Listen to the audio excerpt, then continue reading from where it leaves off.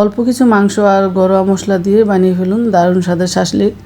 অথচ রেস্টুরেন্টে অর্ডার করলে এগুলোর দাম কিন্তু অনেক পড়বে। ইচ্ছে হলেও সবসময় আনা হয় না। আর বাসায় বানানো বিফ শাসলিকটা অনেক স্বাদ হয়, খেতে দারুণ টেস্টি।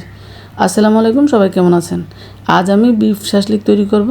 তার জন্য এখানে 5 থেকে 600 গ্রামের মতো মাংস নিয়েছি। আর এগুলো কিউব করে কেটে নিয়েছি। যতটা পাতলা করে নেওয়া যায় ততই কিন্তু তাড়াতাড়ি কুক হবে।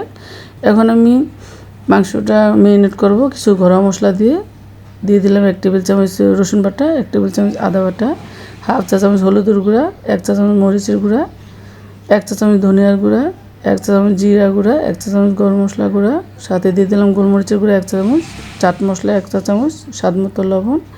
এখন দিয়ে দিচ্ছি 1 টেবিল চামচ টমেটো সস, 1 টেবিল চামচ chilli sauce, soya sauce 1 table চামচ, অল্প করে লেবুর রস দিয়ে ভালো করে মশলার সাথে মাংসটা মেখে নিব। আর ভালোভাবে মেখে আমি এটা 2 থেকে 2.5 ঘন্টার জন্য রেস্টে রেখে দিব। যত বেশি ম্যারিনেট করে রেস্টে রাখা যায়, নর্মাল ফ্রিজে রাখতে পারেন 5-6 ঘন্টা, তত টেস্ট হবে, তাড়াতাড়ি কুক হবে, সফট হবে। আমার হাতে সময় কম, তার জন্য আমি 2 ঘন্টার মতো রেখেছি। 2 ঘন্টা পরে ফিরে এলাম। এখন আবারও একটু নেড়েচেড়ে মাংসর সাথে মশলাটা ভালো করে মিশিয়ে আমি এখানে কিছু সবজি অ্যাড করব। আমি ক্যাপসিকাম আর পেঁয়াজের ফালিকা ভালো করে কেটে ধুয়ে রেখেছি, এগুলো অ্যাড করে দিলাম।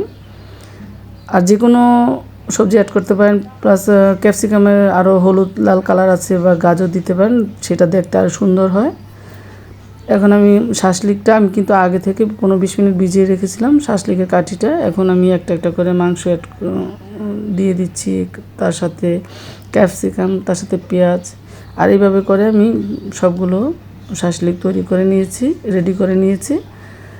আর যে কোনো সবজি বা গাজর বা লাল হলুদ ক্যাপসিকামটা দিলে কিন্তু আরও সুন্দর দেখতে হয়। আমার বাসায় এটাই ছিল, তাই এটা দিয়ে রেডি করে নিলাম। এখন আমি চুলায় একটি প্যান বসিয়ে দিয়েছি, গ্রিল প্যান। আপনারা নর্মাল প্যানেও ভাজতে পারেন।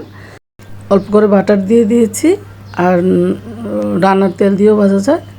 আর যখন প্যানটা আমি গরম হয়েছে, আমি শাসলিকগুলো দিয়ে দিলাম। বাটার দিয়ে ভেজে নিলে কিন্তু একটা সুন্দর একটা ফ্লেভার আসে। আর আমি প্যানের মধ্যে যে বাটার ছিল, এটা কিন্তু ব্রাশ দিয়ে কীভাবে শাসলিকের মধ্যে লাগিয়ে নিচ্ছে অবশ্যই দেখতে পাচ্ছেন। এখন সার্ভ করলাম। তো কেমন হয়েছে আমার বিফ শাসলিকটা? যদি ভালো লাগে লাইক কমেন্ট শেয়ার করে পাশে থাকবেন।